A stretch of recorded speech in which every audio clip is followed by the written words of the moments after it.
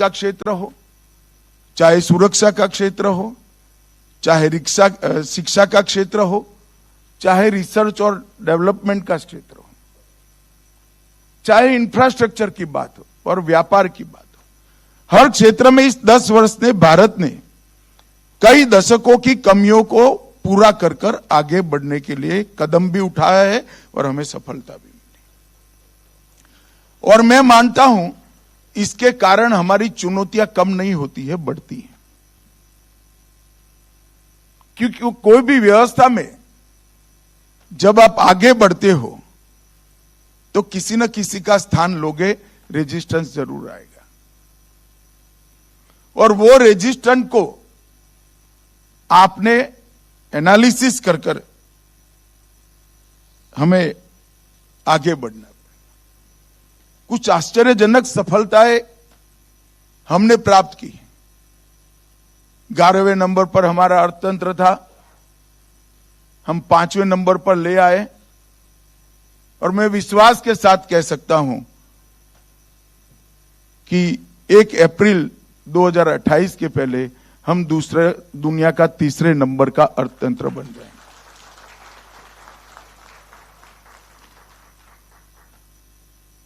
दुनिया के किसी भी चुनाव का विश्लेषण करने वाले पंडित से बात करते हैं तो उनको आश्चर्य होता है कि 97 करोड़ पंजीकृत मतदाताओं का वोटिंग कोई गड़बड़ के बगैर हो गया और सिर्फ 16 बूथों के अंदर पुनः मतदान हुआ। ये बहुत बड़ी उपलब्धि है। हमने ऐसे देश भी देखे हैं जो टेक्नोलॉजी की दृष्टि से बहुत आगे होते हैं और महीनों तक उनके परिणाम घोषित नहीं होते हैं। हमारे यहां 7 बजे मत गिनती शुरू हुई और 1 बजे परिणाम घोषित हो जाता है, विवाद भी नहीं होता है। ये बहुत बड़ी भी। जब कोरोना का संकट आया, दुनिया के विकसित देश अपनी तो चिंता कर ही रहे थे, साथ में भारत की विशेष चिंता करते, क्योंकि हम सब जानते थे, उसको स्वीकार भी करना पड़ेगा, क्योंकि उस वक्त हमारा हेल्थ इंफ्रास्ट्रक्चर इतना मजबूत नहीं था। वो सोचते थे कि क्या होगा भारत का 140 करोड़ की आबादी और कोरोना को कैसे टैकल करेंगे। पर हमारी परंपराओं में, हमारी पद्धतियों में एक ताकत पड़ी है। जब कोरोना समाप्त हुआ तब पूरी दुनिया ने स्वीकार किया कोरोना का सामना सबसे अच्छा भारत ने किया है, कम से कम नुकसान के साथ। जब हमारी ये स्ट्रेंथ दुनिया के सामने आती है तब चैलेंजेस बढ़ते हैं। वो चैलेंजेस को ध्यान में रखकर हमने हमारी तैयारियों को पुख्ता करना पड़ेगा। यहां पर आपने 8 सत्र के अंदर नए आपराधिक कानून, फॉरेंसिक साइंस का उपयोग, डिजास्टर मैनेजमेंट, ब्लॉकचेन टेक्नोलॉजी का उपयोग, साइबर धोखाधड़ी, स्मार्ट सिटी में पुलिसिंग, आदिवासी क्षेत्रों में सामुदायिक पुलिसिंग और जेलों में कट्टरवाद से निपटने के उपाय, इस पर चर्चा होगी। मेरा आग्रह है कि सभी प्रतिभागियों से इसके अलावे किसी भी एक विषय पर उनके सुझाव मांगने चाहिए और इसको संकलित कर कर इसमें से आगे बढ़ने की हमने चेष्टा करनी चाहिए। भाइयों बहनों, जब मैं आज आप सबके सामने उपस्थित हूं तब भारत की आंतरिक सुरक्षा और हमारी आपराधिक न्याय प्रणाली के अंदर हम आमूलचूल परिवर्तन कर चुके हैं। और जब परिवर्तन होता है, कोई भी परिवर्तन परिश्रम की भी मांग करता है, सामंजस्य की भी मांग करता है और समावेशी होने की भी मांग करता है। परिवर्तन वरना सफल नहीं होते। और अब आने वाला 10 साल का जो दौर है, ये भारत की क्रिमिनल जस्टिस सिस्टम को दुनिया में सबसे आधुनिक, सबसे वैज्ञानिक और सबसे ज्यादा तेज बनाने का समय है। मैं पैदा हुआ तब से एक प्रकार से एक ताना सुन रहा हूं कि कोर्ट में जाने से बहुत देरी से न्याय मिलता है। मैं आप सभी को विश्वास दिलाना चाहता हूं कि 3 नए आपराधिक कानूनों के इंप्लीमेंटेशन के बाद देश के किसी भी थाने में जो एफआईआर होगी, इसका सुप्रीम कोर्ट तक न्याय 3 साल के अंदर न्याय मांगने वालों को उपलब्ध हो जाए। और बहुत जिम्मेदारी के साथ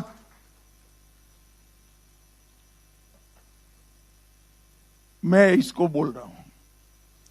और इसके लिए हमने हमारी समस्त कार्यवाही को लक्ष्य उन्मुख से, लक्ष्य जो तय किया है इसकी सिद्धि तक नहीं, इसके परिणाम, रिजल्ट्स और इसके परिमाण, रिजल्ट्स के सभी डायमेंशन में सफलता तक ले जाना पड़ेगा। कभी आंकड़ों से सफलता नहीं मिलती। लक्ष्य तो सिद्ध होते हैं, मगर इसके साथ, लक्ष्य के साथ जुड़े हुए सारे परिणाम, लक्ष्य से जिस जिस क्षेत्र में फायदा होना है वो हुआ क्या, और वो फायदा सारे डायमेंशन में हुआ क्या, उस दिशा में हमें ले जाना पड़ेगा। तब जाकर हमें सफलता मिलेगी। हमने एक मजबूत नींव रखी है।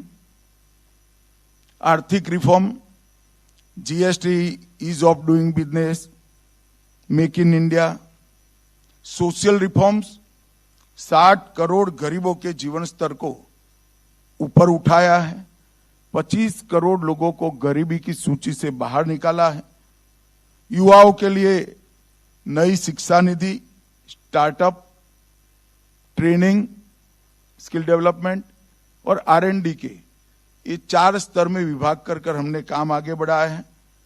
मातृशक्ति को हर क्षेत्र में 33% रिजर्वेशन देकर उनको एक प्लेटफॉर्म और सहभागिता का मौका दिया है।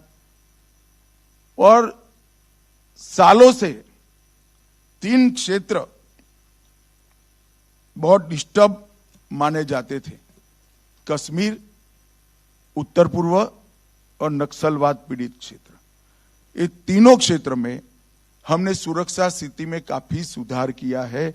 विगत 10 साल के आंकड़े और इसके आगे के 10 साल को आंकड़ों का तुलनात्मक अभ्यास करें तो लगभग 70% हिंसा हम कम करने में सफल हुए। और मैं मानता हूं ये बहुत बड़ी उपलब्धि। 70% हिंसा कश्मीर, पूर्वोत्तर और वामपंथी उग्रवादी क्षेत्र के अंदर हम कम करने में सफल रहे। और इसके लिए ढेर सारे लोगों ने मनोयोग के साथ सरकार के उद्देश्यों को सफल करने में काम किया है। नारकोटिक्स के क्षेत्र में मैं एक ही आंकड़ा आपको देना चाहता हूं। पहले 10 साल में 5,45,000 किलोग्राम नहीं, अभी 10 साल में 5,45,000 किलोग्राम, जिसका बाजार मूल्य 35,000 करोड़ का है, उसको जब्त करने में हमें सफलता मिली। और ये आंकड़ा अगले 10 साल से 6 गुना ज्यादा है। इसका मतलब नहीं है 10 साल में ड्रग्स का कंजम्पशन बढ़ा है। इसका मतलब है ये 10 साल में जब्ती की प्रक्रिया बहुत साइंटिफिक तरीके से हमने बदली है और उसमें हमें सफलता मिली।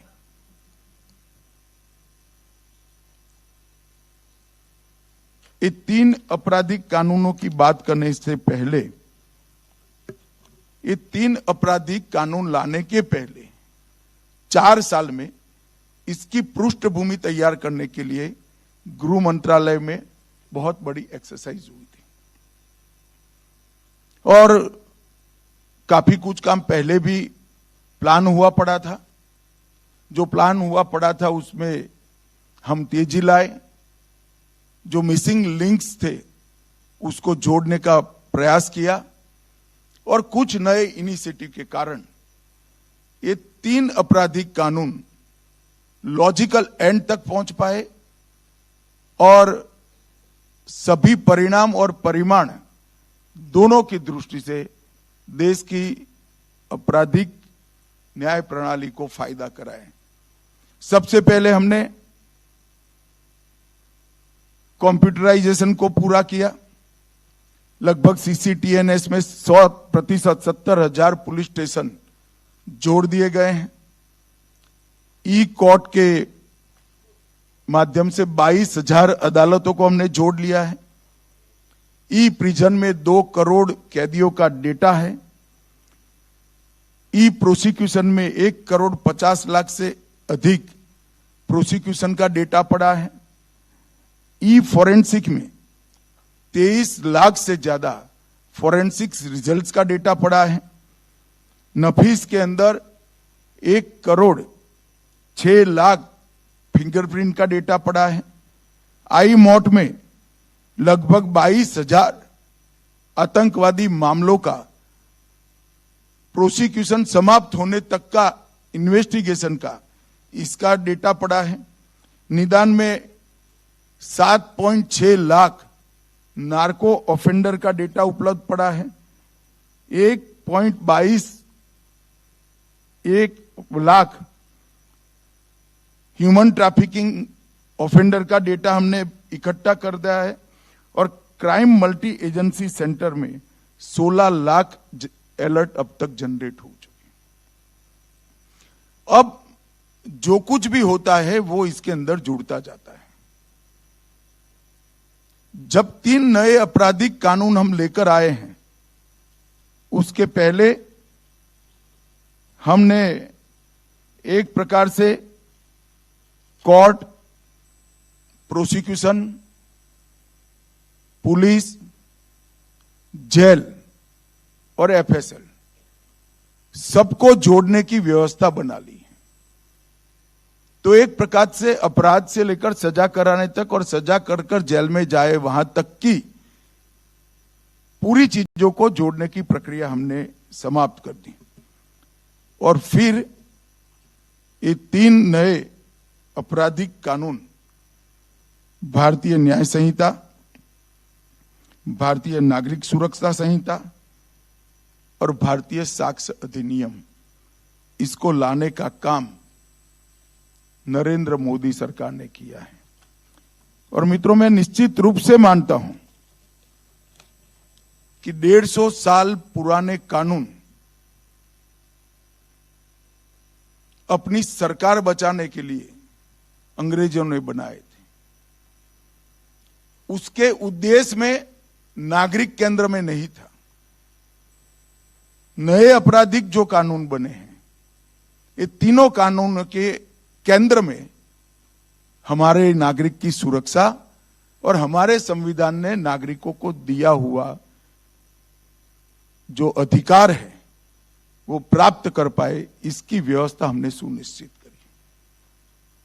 ये जो तीनों कानून है, इसके अंदर टेक्नोलॉजी की सभी अब तक की सभी व्यवस्थाओं को समाहित कर दिया है और टेक्नोलॉजी को कानूनी जामा पहनाते वक्त ये भी ध्यान रखा गया है कि आने वाले अनेक सालों तक टेक्नोलॉजी कितनी भी बढ़ जाए मगर इसमें परिवर्तन नहीं करना पड़ेगा। जैसे दस्तावेज की व्याख्या को हमने ई दस्तावेज कर दिया। अब मोड कितने भी बदलते रहेंगे मगर डेफिनेशन में ई दस्तावेज वो अपने आप अपने जगह ठीक रहेगा।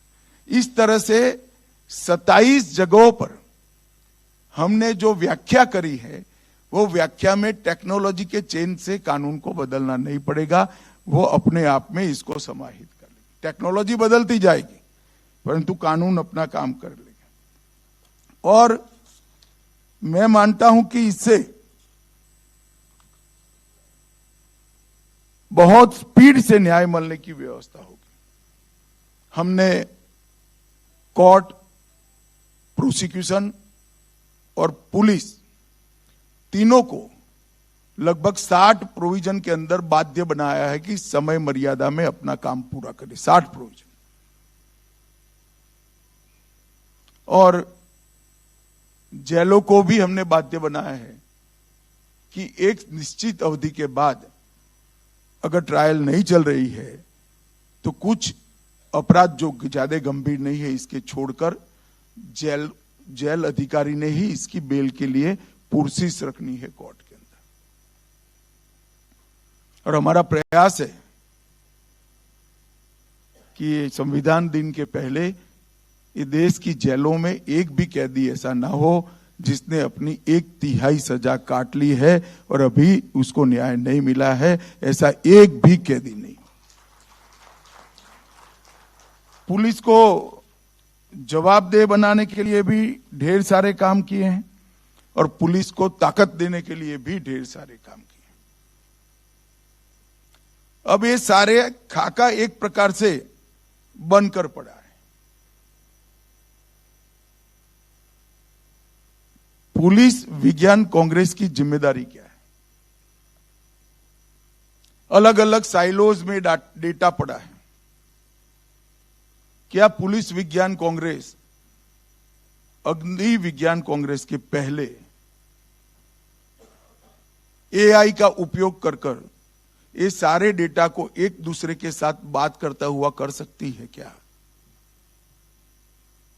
इससे जो परिणाम निकलेंगे वो परिणामों को हमारी पुलिस व्यवस्था में इसका विश्लेषण करने का एक प्लेटफॉर्म हम तैयार कर सकते हैं क्या?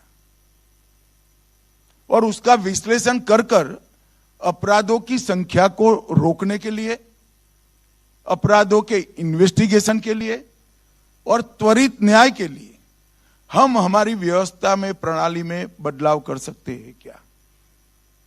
मैं मानता हूं ये पूरी एक्सरसाइज का फायदा तभी है जब पुलिस विज्ञान कांग्रेस इस तरह के इश्यू को चैलेंज के रूप में स्वीकार करे। सैकड़ों हैकाथॉन होने चाहिए समस्याओं के निवारण के लिए। एआई के जानकार एक्सपर्ट्स के साथ मीटिंग कर साइलोज में पड़े हुए डेटा की उपयोगिता को हमने परिणामलक्षी बनाना पड़ेगा। और इससे जो एनालिसिस आता है उसका प्रैक्टिकल विश्लेषण कर हमारी व्यवस्था को सुधारने के लिए काम करना चाहिए। मैं मानता हूं कि ये नहीं करते हैं तो इस सारी एक्सरसाइज का इतना फायदा नहीं होगा कि जितना होना चाहिए। फायदा तो जरूर होगा परंतु इतना फायदा नहीं होगा कि जितना होना चाहिए। और ये विषय को पुलिस विज्ञान कांग्रेस ने चैलेंज के रूप में स्वीकार करना चाहिए। आपके 8 सत्र आप समाप्त कर दीजिए। बाद में मेरा बीपीआरएनडी डीजी साहब से आग्रह है कि उसके बाद जो लोग इस विषय पर अपनी इच्छा से रुकना चाहे ये लोग 3 घंटा रुककर इस पर विमर्श करें और फिर बीपीआरएनडी सबके साथ ऑनलाइन चर्चा कर इसका रोड मैप बनाए। इसमें रक्षा शक्ति यूनिवर्सिटी और एफएसएल यूनिवर्सिटी को भी जोड़ना चाहिए। आईटी और मैनेजमेंट इसके लिए अच्छा काम करने वाली यूनिवर्सिटियों को भी इसके अंदर जोड़ना चाहिए। और इंप्लीमेंटेशन के विषय में जिन्होंने सफलतापूर्वक काम किया है, जिनको इंप्लीमेंटेशन के घूर मालूम है, ऐसे तज्ञों को भी इसमें जोड़ना चाहिए। तब जाकर ये परिणाम लक्षी बन सकता है। और मैं मानता हूं कि हमारी कांग्रेस भी तभी परिणाम लक्षी मानी जाएगी। आने वाले दिनों में हमारे सामने कुछ चुनौतियां हैं, दुनिया के सामने चुनौतियां हैं, सिर्फ भारत के सामने नहीं है। इसका हल भारत ने ढूंढना चाहिए। 5 क्षेत्र ऐसे हैं जिसमें कानून की रोकथाम करने वालों ने कानून तोड़ने वालों से 2 कदम आगे रहना चाहिए। इस पर भी पुलिस विज्ञान कांग्रेस ने चिंता करनी चाहिए। साइबर क्राइम, घुसपैठ मतलब सीमाओं का टेक्नोलॉजी से सीमाओं की सुरक्षा करना।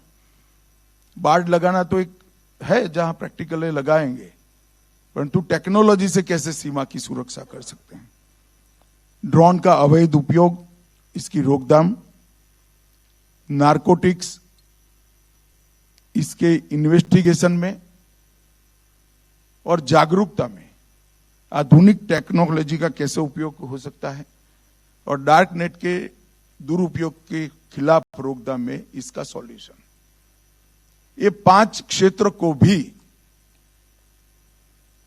हमने R&D में जो विश्वास करते हैं, ऐसे सभी क्षमतावान लोगों के साथ मिलकर BPRND और पुलिस विज्ञान कांग्रेस ने आगे बढ़ना चाहिए। मित्रों, एक प्रकार से कोर्ट, प्रोसिक्यूशन, पुलिस, CAPF और स्टेट्स की रिजर्व पुलिस मिलाकर मैंने एक बड़ा अंदाज लगाया था। ये 10 करोड़ का परिवार है, 10 करोड़ लोगों का, जो देश के आपराधिक न्यायिक व्यवस्था को सुदृढ़ करता है। 10 करोड़ लोग हैं। अब 10 करोड़ लोगों को आगे कैसे बढ़ना, इसका चिंता ये 250 लोगों ने करनी है। मैं आप पर बोझ नहीं डाल रहा, आपकी जिम्मेदारी का एहसास कराता हूं,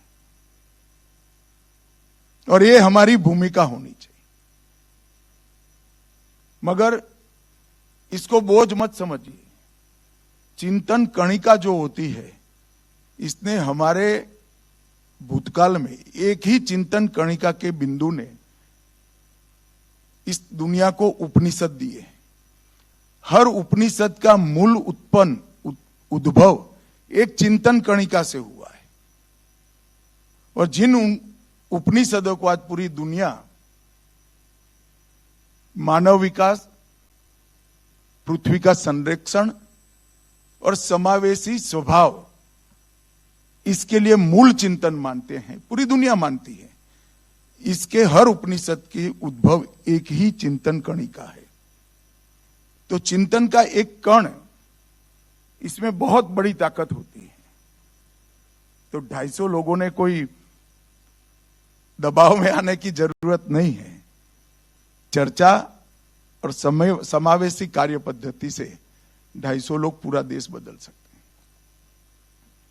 और मेरा आग्रह है कि हमारी पुलिस विज्ञान सम्मेलन का आने वाले 10 साल का एक रोड मैप बने। हम क्या क्या परिवर्तन, क्योंकि कोई भी परिवर्तन थोपा नहीं जाता है, धीरे धीरे करना पड़ता है।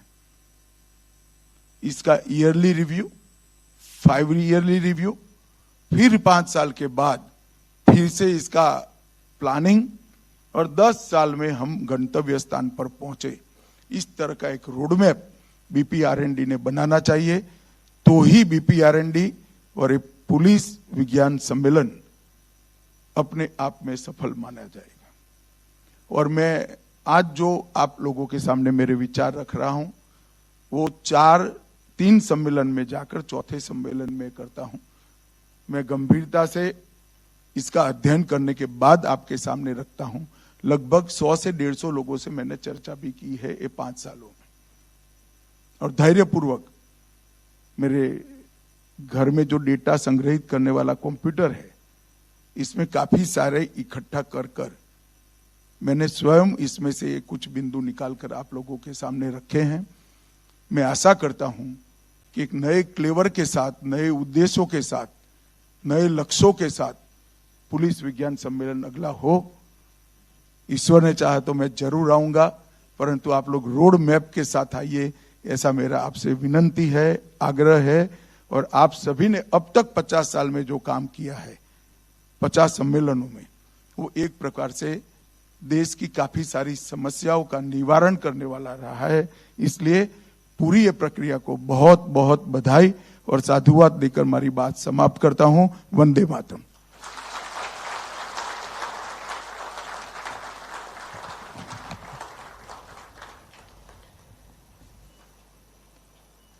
आपके मार्गदर्शन के लिए आपका धन्यवाद महोदय। महोदय, इस अखिल भारतीय पुलिस विज्ञान सम्मेलन का आयोजन